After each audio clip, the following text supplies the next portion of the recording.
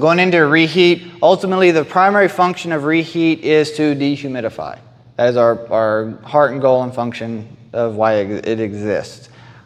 Newer systems, yes, they're using, they'll have a coil sensor or something of that kind, and they'll either do it based off of the reheat coil sensor, or they'll do it based off of discharge air, one or the other.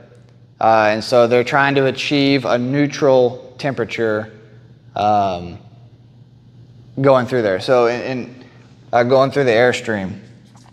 So ultimately the goal for that, you can remove this.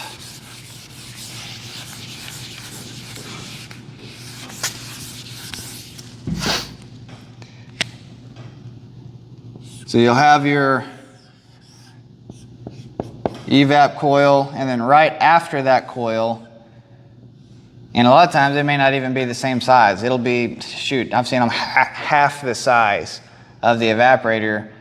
You'll have your reheat coil. And typically you'll have, return air temp. You'll have a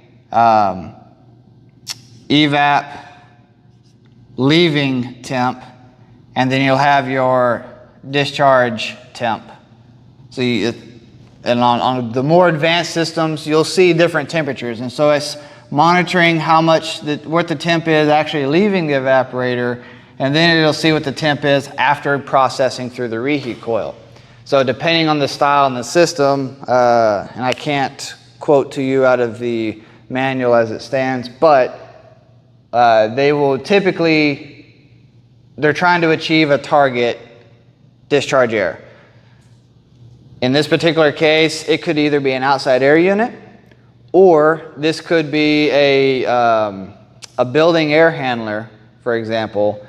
And what can happen is if we've got a high humidity load at any point, the system can go, say it's a regular RTU, we're trying to do comfort cooling. We've satisfied our zone set points, but we have a high humidity load in the space. We can kick into a reheat function, or a dehumidification mode is what it would be. You'd go into dehumidification, and that's going to enable your reheat coil. And at that point, you're no longer trying to produce 55-degree supply air to cool the space. Now you're just cycling the air, and the evaporator's job is not actually to cool necessarily, as to remove moisture. Right. And we're putting the sensible heat back in the system through the hot gas we already pulled from the evaporator. So we're literally taking sensible out of the evaporator, putting that sensible energy back through the reheat coil, and adding it back to the airstream. At that point, that'll bring your discharge air anywhere from 65 to 70 on sensible, but we've reduced the latent load in that air. And then we can dehumidify the space without cooling the space. So that's where reheat coils become very effective. Now, I've specifically specified these are refrigerant-based reheats. There are other non-refrigerant based. You can reheat with a hot water loop and a boiler. You could do it with electric reheat. So there's other ways to do reheat. I was honing in on this is how we do it with refrigerant. Yeah. Just putting an asterisk there. Anyway, that's really all it is. So the EXV in that case is trying to just help modulate, and in some cases the EXV may not even be modulating. It's just an open-close valve. So I've seen a lot of reheat systems where it's not even trying to control flow through the EXV. It's just using an EXV instead of a solenoid. For whatever reason. Honestly, I'm not sure as to why they would do that, but I've seen them function that way. They're nothing more than just an open-close valve. There is no modulation. Obviously, a solenoid, the most common that I see in this case, it's exactly that, just open. And we're going to process that through, and that dumps back into back to the liquid line. There's your reheat dehumidification function. That's really all its purpose is for, is dehumidification. I mean, that's how a little portable dehumidifier it probably works anyways. You have your revap and then you have your literal condenser right behind it to add the heat back to it. Right, and it's critical that this reheat be after the evaporator. It does not work before the evaporator. So just keep that in mind. If you are working on, and we had a scenario like this where we were doing some retrofits on a rooftop unit that they did not have reheat on initially, but it had preheat. It was a gas combustion before the chill water coil. So when the outside air temp got too low, they could heat it back up. But because the coil is before the evaporator, or the chill water coil, and actually in this case, it can't work as a reheat coil because that extra heat doesn't allow you to pull the moisture like you need to out of the chill water. So it has to be after, because we need to bring that back up after we've dropped the temperature below condensing temps, or dew point. We have to get that temperature below dew point. Okay? In that particular case, we ended up, we put in electric reheat after the fact. So they use the electric reheat to reheat the air, and if they're trying to actually operate it in the winter time, then it'll kick over and run the gas heat to preheat the air on a outside air system. You wouldn't need to do preheat and reheat, would you? No. Okay, I didn't think so. I was working over in my head and I wanted to confirm that. Yeah, because typically when you're doing preheat, again, it's cold out, so you got to get the air temp back up. And in our climate, at least, I don't know about elsewhere, but in our climate, we're usually in a very dry state.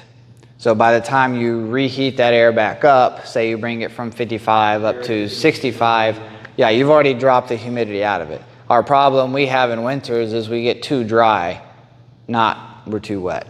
Well, we'll start there. Let's start with scrolls on an unloading circuit. So you've got your scroll body, little feet. We've got a discharge line coming out. We got our suction. There's two ways of accomplishing this. Both do the same basic thing. You can put a T in the discharge line and send it through a solenoid valve of some kind, and then it's going to run over and dump back into the suction. And when you want to unload the compressor, you activate that solenoid, which bypasses the flow. And that's going to be a metered size. So it may be 3/8, could be 1/2 inch. It's going to be, it's going to be a very specific size for that design. And ultimately, the goal is to reduce the compressor capacity enough to reduce reduce enough flow to reduce the compressor capacity without overheating the compressor. So the compressor needs a certain amount of volume through it in order to keep from overheating to begin with. So they have to design these in such a way to where they don't allow you to bypass too much. Now, I don't know what the actual figures are, if it's 70% of capacity, or if it gets it down to 50%. I think it's somewhere in that ballpark. It's not as much as like a screw compressor or others can unload. Like a Recip, for example, we could actually unload those down to 30% of their capacity, or 33%.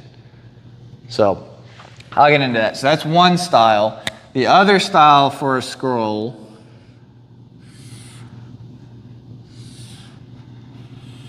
And this is just a constant speed. These are not variable speed.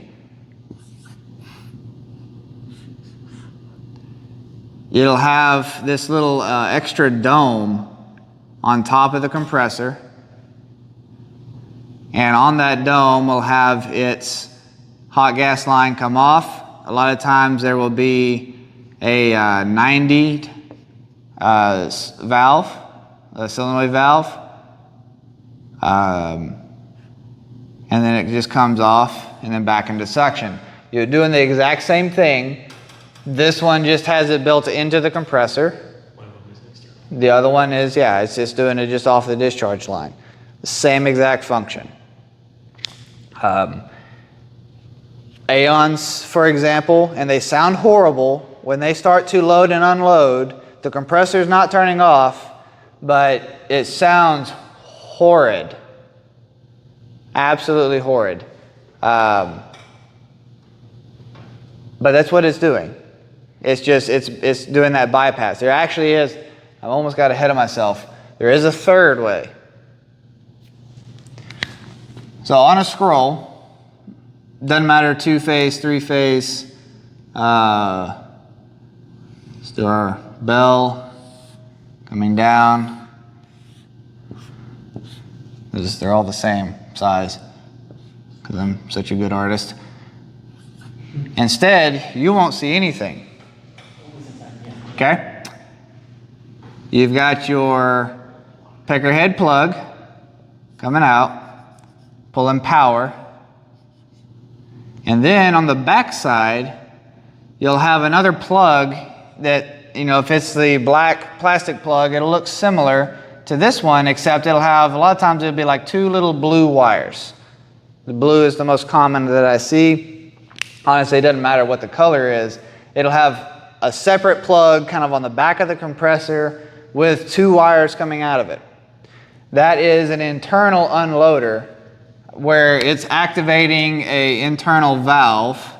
Let's say this is your scroll plates, where it can bypass from the discharge head into the suction cavity of the compressor and reduce the volume of refrigerant that way. Or ultimately you could put all these on drives and run them off of inverters, and then you don't need this whatsoever because you can just slow the compressor down and accomplish the same task. And I mean, well, it is. This will still reduce your amps because you're reducing volume, but it won't do it as efficiently or as effectively, and it's a whole lot harder on the compressor than if it's on an inverter. Right. Yeah, because that's what these two versions just slam and back and slam, and that's what the compressor sounds like. Or I say two, these three. So if you walk up and you don't see this, but you still hear that compressor just pumping back and forth, you need to look for that other plug. And effectively, that's all it is. It's just two solenoid terminals. They're internal. Kind of hard to screw it up that way. Yeah, so the particular Aeon I'm thinking of, building has 4 of them, and they've got 2 of them with unloaders, and 2 of them with hot gas bypasses.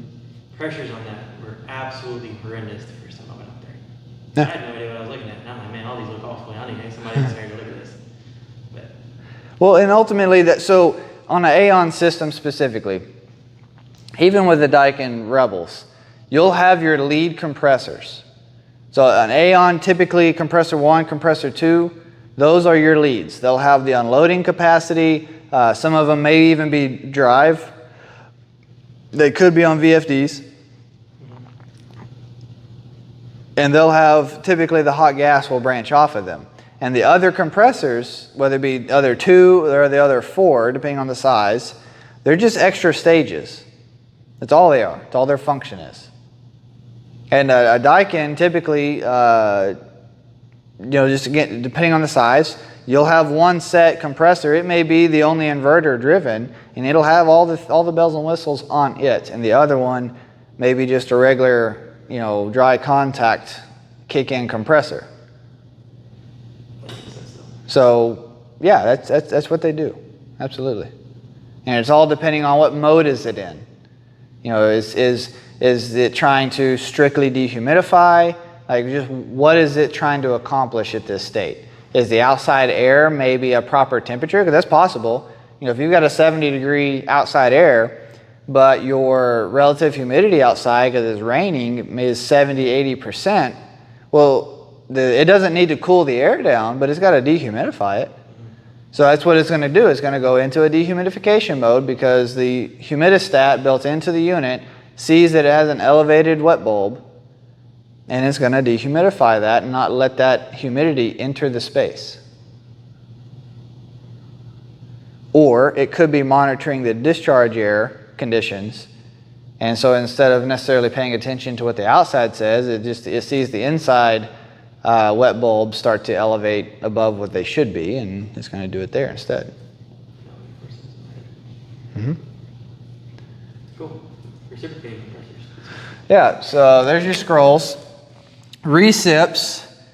I'm going to draw the, so I'll use a Carlisle 06E as examples. So I'll draw the front face of it. You got the big old pot belly. You've got one head, your main discharge head on top, and you'll have another head. Effectively, you've got 3 different pistons pushing through here, and you can have unloaders on these 2. You cannot do an unloader on the top one. So this one will always be pumping no matter what, but you can unload these. And there's 2 types. You have suction cutoff, or you have hot gas bypass. And so what happens on the suction cutoff is you've got chambers in here that feed through on this head that split it. And if it's doing a suction cutoff, it will literally stop the flow of suction gas coming into the head. And so the piston just sits there and it's just pumping nothing at the end of the day. Or you have the hot gas bypass, which then literally just takes all the compression of the suction gas and just dumps it back through. And it just turns into this big revolving circle of refrigerant through that head. And the head's just doing absolutely nothing, just pumping in a circle. So those are the 2 versions, and these can be either electric or mechanical unloading. So a mechanical unloader is going to be... So just to be clear, besides for the video, you're just disabling 2 of the pistons, 1 or 2 of the pistons. So. Yeah, typically, you'll have 2 pistons per head on a Carlisle setup. And you're just dropping those pistons out. You're removing them from the, so they just can't physically move the refrigerant any longer.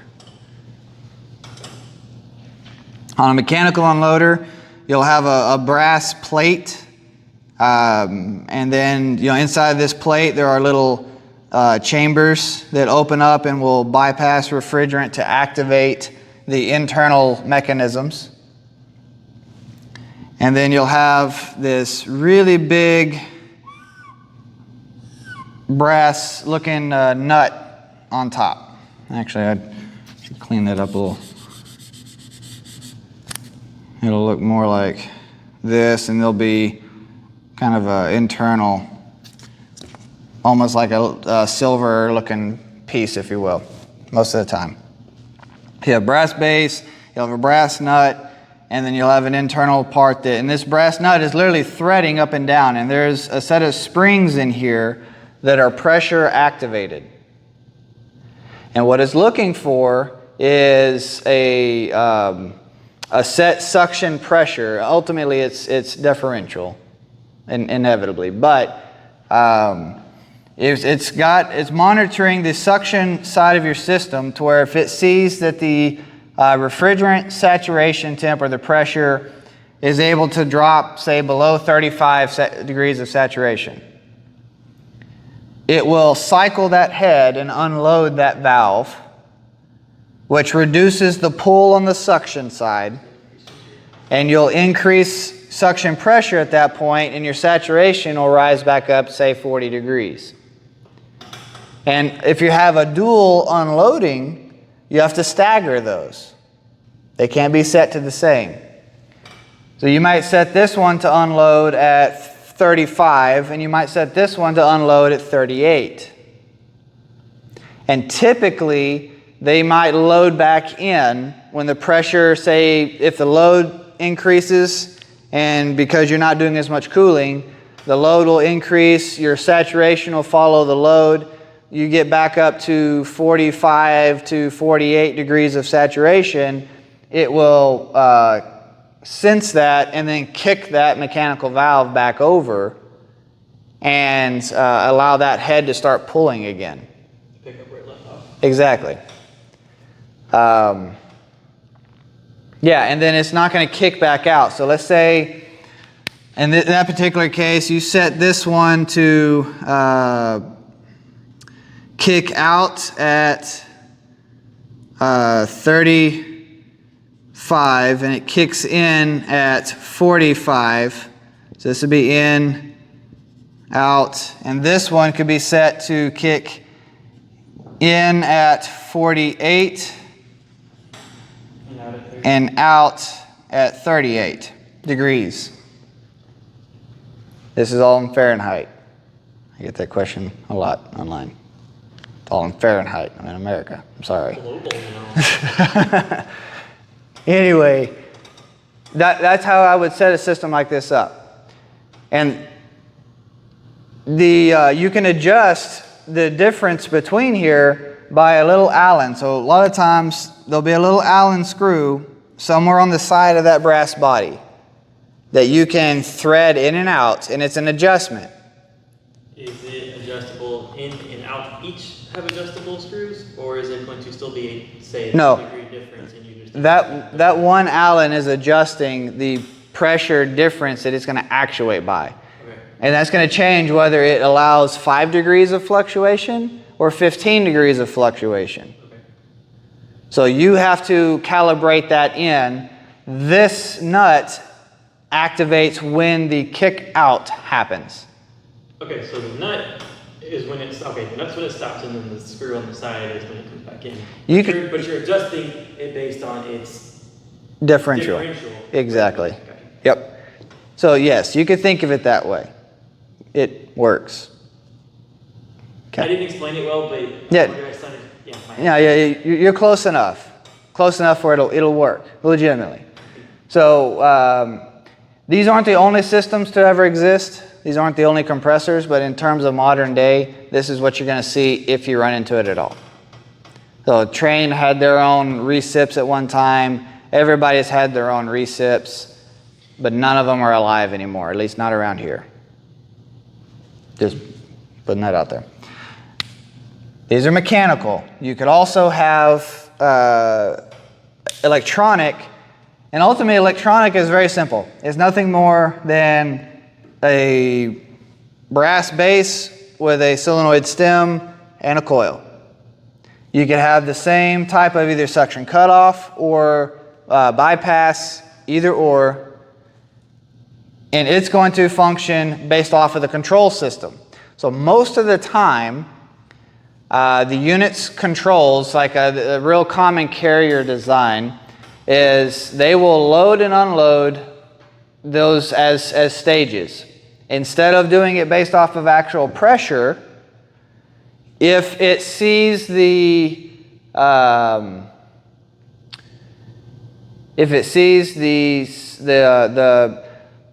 discharge air temperature on the air handler, say this is a carrier split system, and we've got a 100-ton unit outside, we've got evaporator coil, air handler, so forth.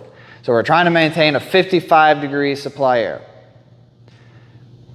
The control system, the more it needs to stage up, it will activate or those unloaders or deactivate.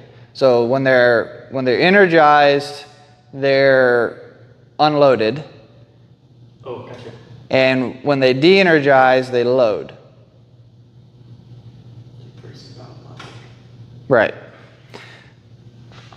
So that's an electric system, and so with that type of system, it's not that they never made them that had transducers and that actually pay attention to suction pressure. They do exist, But the vast majority of them, that's not how they're using it.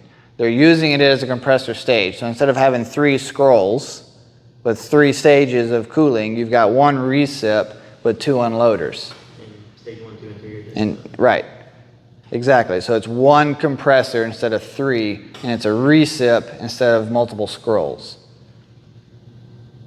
And that's essentially, that's the same logic theory when you start dealing with that type of system. So we need more discharge air cooling. The discharge air is getting too hot. We start bringing heads in on the compressor to increase our cooling capacity to make colder discharge air. We'll start with screw compressors. So if you're not familiar, a screw compressor has kind of a funky body, but you'll have the screw assembly, and then you'll have the motor housing molded into it. You'll have a male and female screw, and you'll have usually the male is the drive screw.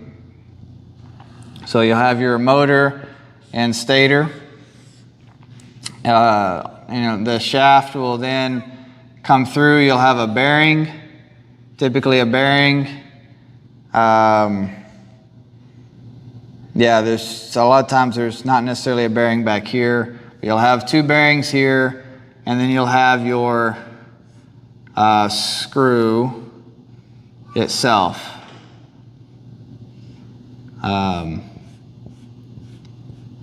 And then, so this will be the drive screw, and you'll have a bearing, and the female screw.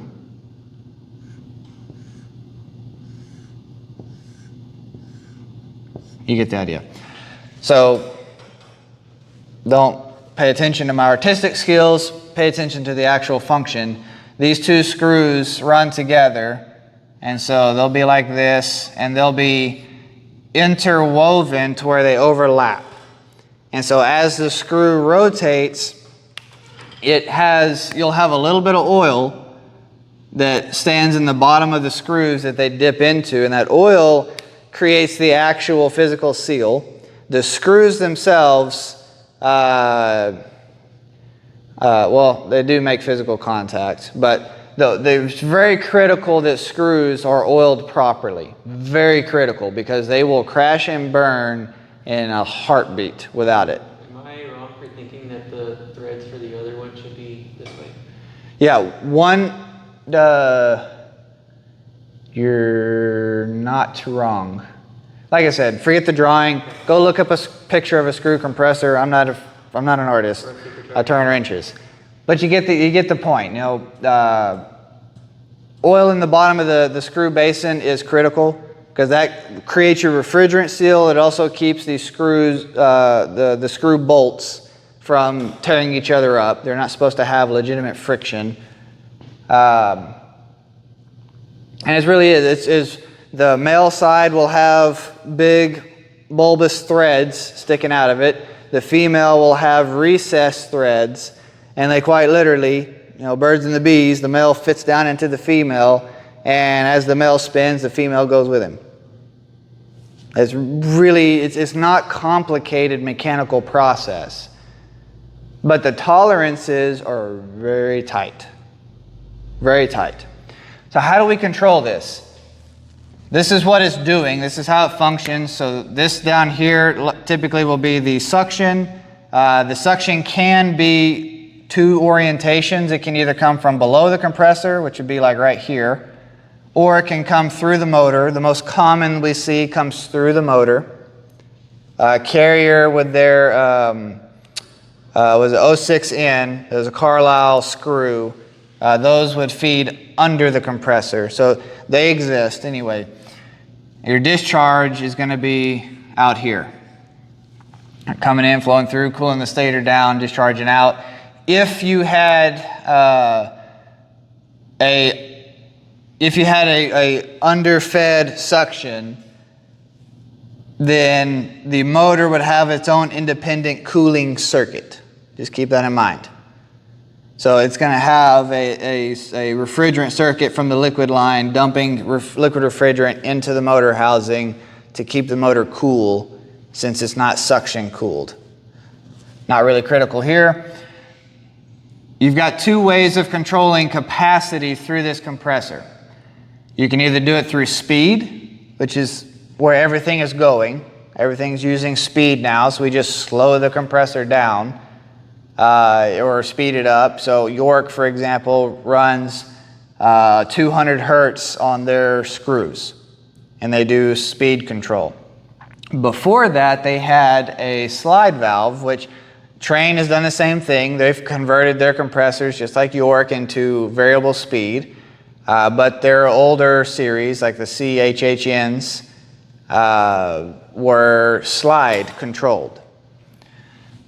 So the slide exists, let me see if I can, should have paid more attention in art class.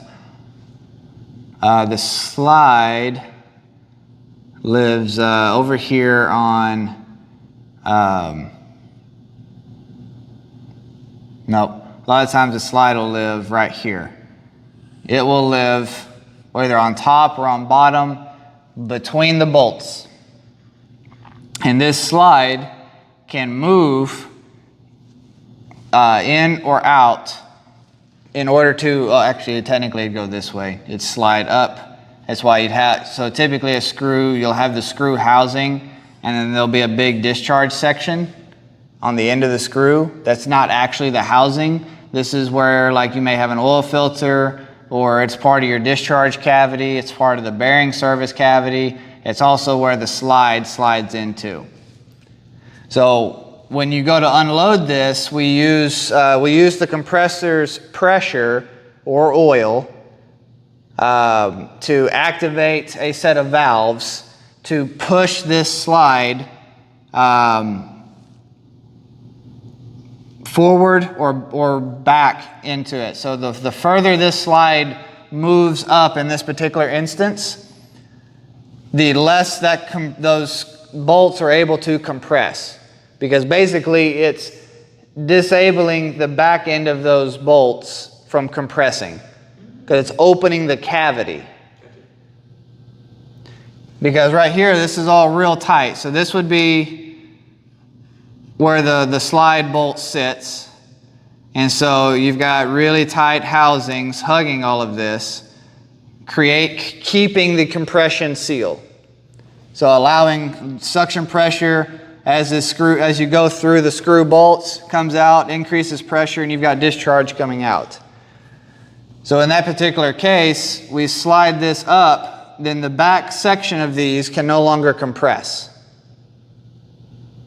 And we end up reducing the total volume and compression put through it. So it's very much less binary than the other ones were. Exactly. This is how we used to do it. In some systems like Trane, it was just we used pressure back and forth. Those compressors always started unloaded. So as soon as it started up, first thing it'd do, if it didn't get to do it at shutdown, because typically at shutdown, if it's allowed to go through its proper procedure, it will move that slide to full unload and then turn the compressor off. If it had to do an emergency shutdown, then as soon as it starts up and begins to build pressure, you'll have an immediate spike on the amps, but then that slide will move into proper position and the whole compressor will ramp down where it should be. It'll be kind of a rough startup for it, but it will get through that. That's how, like, Trane, for example, would do it. The way York was doing is that it actually had a spring. So there was a spring that applied pressure to, make sure I say this right, it applied pressure to load the coils, and then at startup, no, I'm saying this wrong. It would apply pressure to unload. And then as the pressure built, and the York compressors, for example, would use oil, it would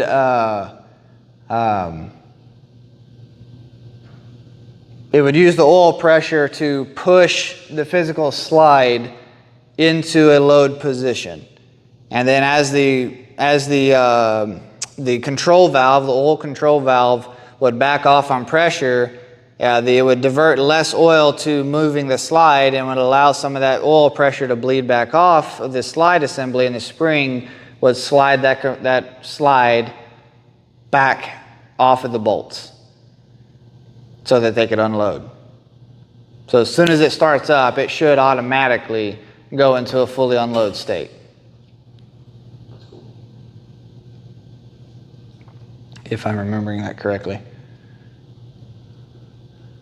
Heck, I may have just said that totally backwards, and somebody will call me out. That's all right. I may have said that totally backwards.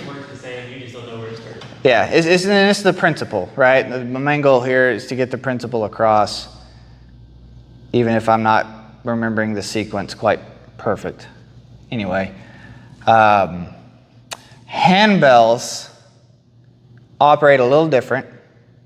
They have a slide mechanism that is activated by solenoid coils.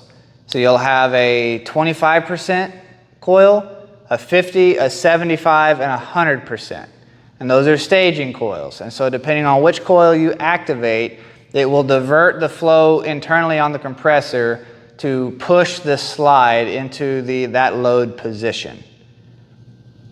So at startup, you would have the 25% coil activated, and it's going to slide that slide into that unload position.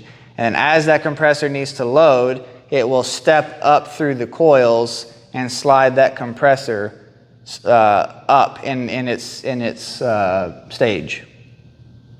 So they're a little different in how their staging functions. It's literally, you'll have 4 solenoids on the side of the compressor body. Each of them is a different stage. No. So on a handbell, and they're real easy to spot because they'll have this big, huge bell on the end of it. This is your discharge side. This is also where your oil separator is. So they've got this big mesh assembly and all your oils in here, and your oil separator is here. So like with these, the oil separator is usually separate. It's an external component. There's several different designs. A handbell is typically internal. And then you'll have your compressor housing section, which is where your bolts are. And then you'll have your motor section attached to that. And typically, these can be either downflow or motor flow suctions, either way. Anyway, the point is, on one side of it, you'll have these little coil blocks kind of stepping off, and actually some of them may be like 2 side by side instead of up down. Anyway, the point is, each of these will be a loading stage. Like this will be 25%, this one will be 50%, this one will be 75%, this one will be the 100% load. So the control system will activate those separate coils depending on what stage it wants the compressor to be in. And it will divert the operating pressures of the compressor to move that slide accordingly. We don't have very many handbells, not under us. They're out there. We just don't currently work on very many. Figure out how, if you're diverting refrigerant to this spot, then how, because the solenoid is on and off, right? Yeah. So if you're saying you want it at 25%, you open a solenoid and you're, okay, well, what's preventing it from going all the way to 100%? So it's how the internal chambers are piped. So when that coil, that valve activates, it's diverting internal chambers that adjust how much pressure is allowed to be put where, and that's what pushes the slide. Designed to do that. Absolutely, and that's how a train's doing it. You know, well, but again, these live in the days where the inverter technology it wasn't a thing. I know, man. impressive piece of engineering right there. Yeah, well, it's all manual. It's mechanics, it's wrenches. You know, it's not electronic. So this was the top of the line technology for decades. That's true. It's just wild. I'm over here, like I said, like, I don't understand what, say you go in at 25%, you open the solenoid, in my mind, it's on off, then what's stopping you from going all the way to 100? Yeah, like I said, if you get a compressor book, you could go through and you could see the different chambers and stuff that's inside of there. And yeah, like I said, it's chambered in such a way to where it diverts that pressure to push the slide accordingly inside of the system. Gotcha. Okay. So like train, for example, you're not pushing the physical slide. There's actually a little puck, is what we call them. It's the slide disc where we're putting pressure on this disc to slide it, and that disc is attached on a shaft to the slide itself. Yeah, that makes sense. So yes, like I said, the speed option's fairly simple. That doesn't trip too many people up. It's the slide assembly that becomes confusing. I'm not going to say complicated because it's not really complicated, but it can be confusing. Yeah, it's just unique. It's different. That's really what it is. It's different. Centrifugals. And it's going to take me about 5 seconds if I only focus on load and unload. Ultimately, centrifugal, you've got your compressor volute. Say you've got your shaft coming through. Here's this is wonderfully drawn. As usual, HVAC time, art class. Okay. Here's your impeller sitting on your volute. And then you'll have your suction side. This is horribly drawn. Gee whiz. Anyway, you get the impression. This is your suction coming off, suction elbow coming down. Right here will be a vane assembly, an IGV or a pre-rotation vane, as York calls them, PRVs. Most everybody else knows them as IGVs, inlet guide vanes. These are your load control. Now you can do both. In modern day, we use IGVs and motor speed to control flow.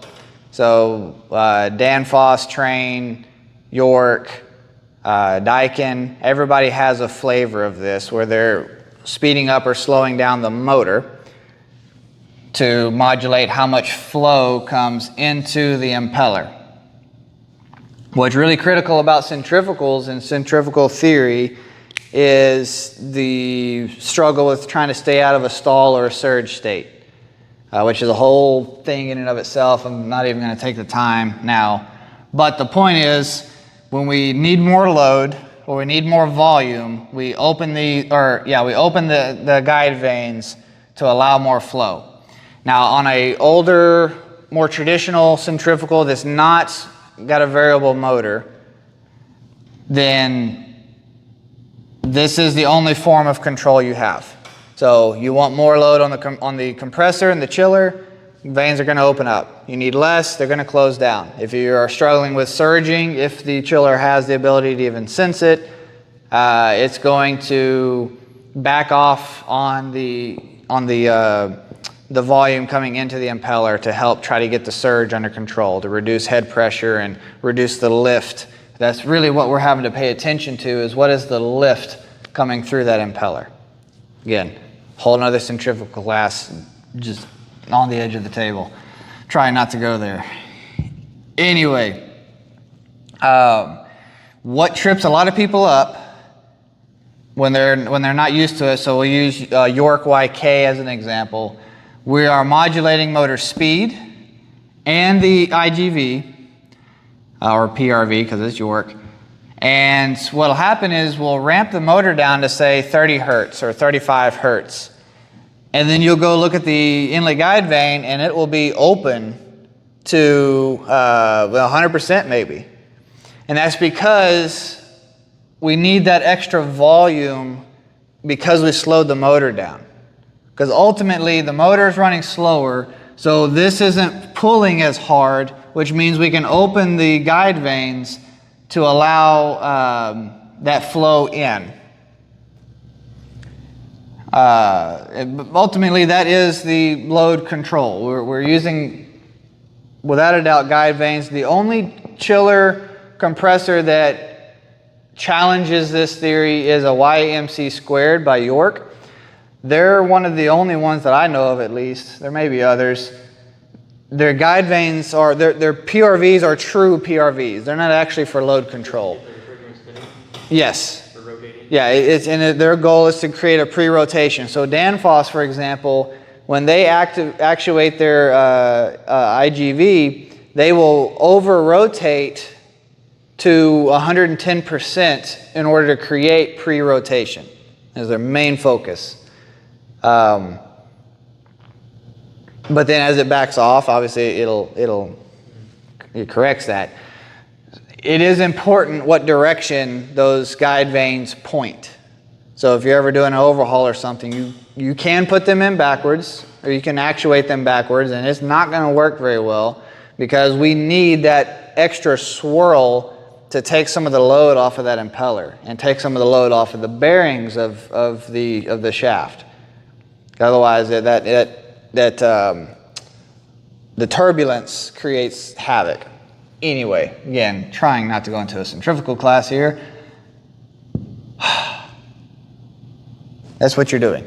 You're closing guide vanes. If the motor's ramped down, the guide vanes are going to open. Yeah, we guys here have seen it 1,000 times with air handlers. Yeah.